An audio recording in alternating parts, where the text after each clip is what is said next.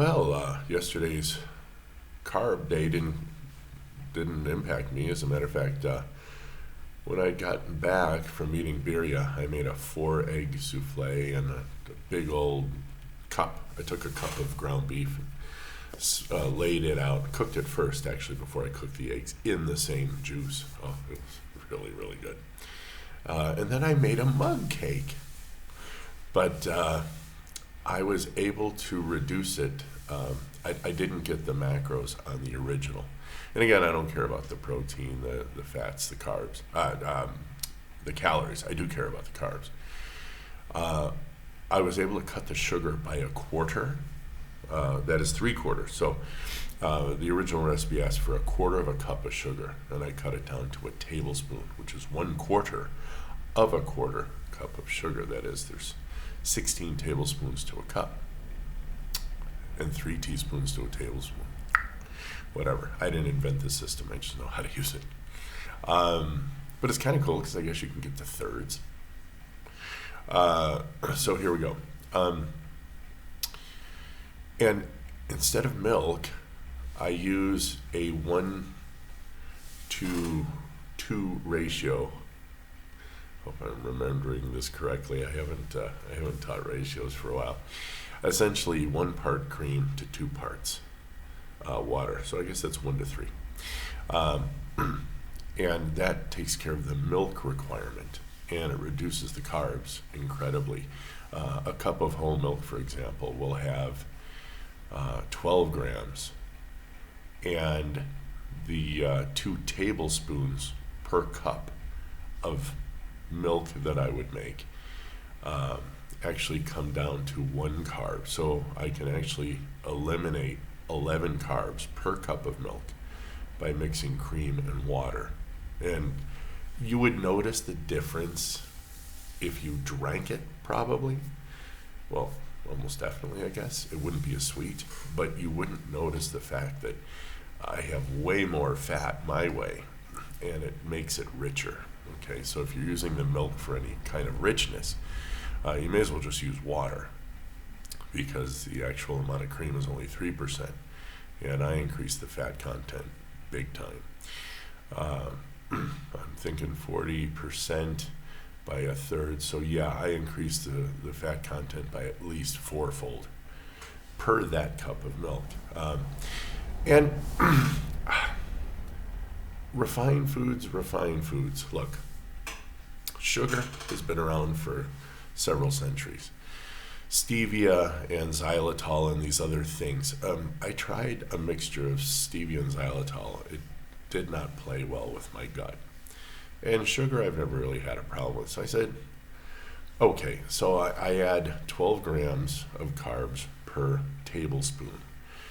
But if you cut the sugars down, or you just serve yourself a slightly smaller portion, there's your carbs for the day. So let's say I go all carnivore for that day.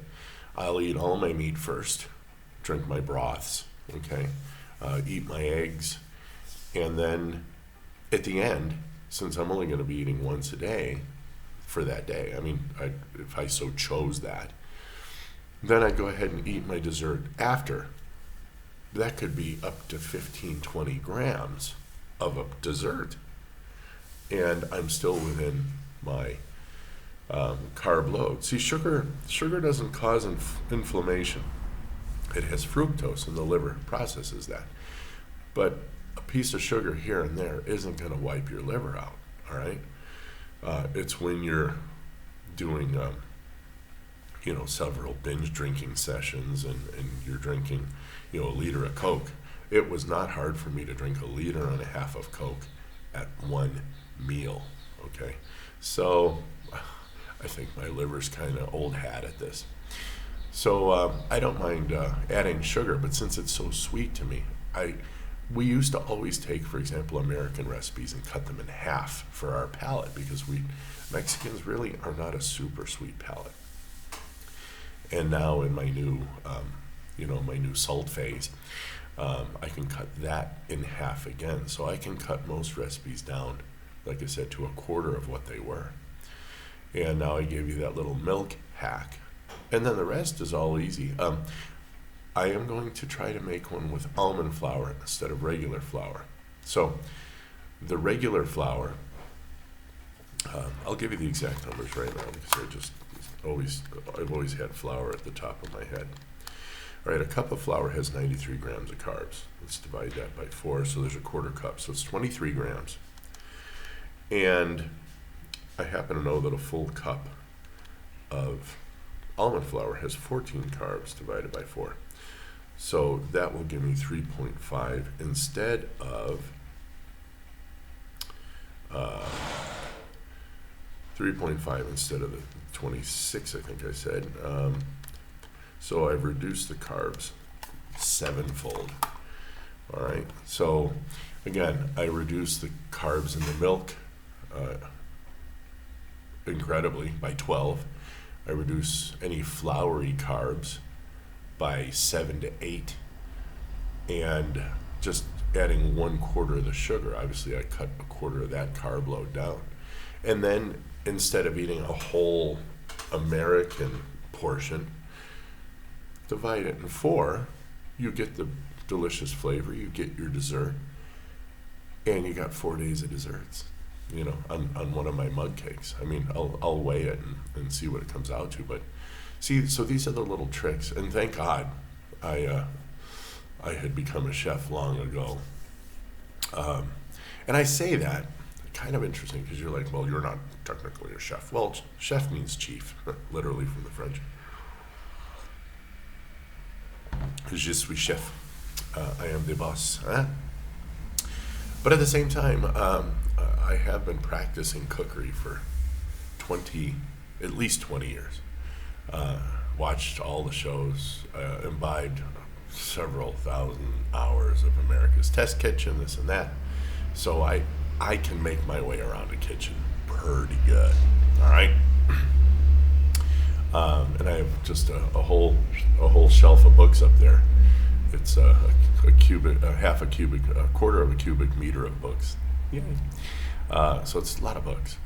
And this is kind of cool because when I got into keto, I know how to make changes, how to replace things with other things in order to, like I said, the little milk hack and some of the other stuff. So, you know, why don't I, let me perfect this mug cake recipe and then I'll give it to you guys. Not like this is a recipe show, and I'll throw it up on my other channel. Throw it up, pun intended. No, not really. I'll throw it up on my other channel also for folks because I know I have some recipes out there too. Alrighty then, so we'll cut you loose. Got quite a bit to make today. I think I'm going to make more barbacoa for myself. I just have to figure out kind of how much. I think I'm gonna buy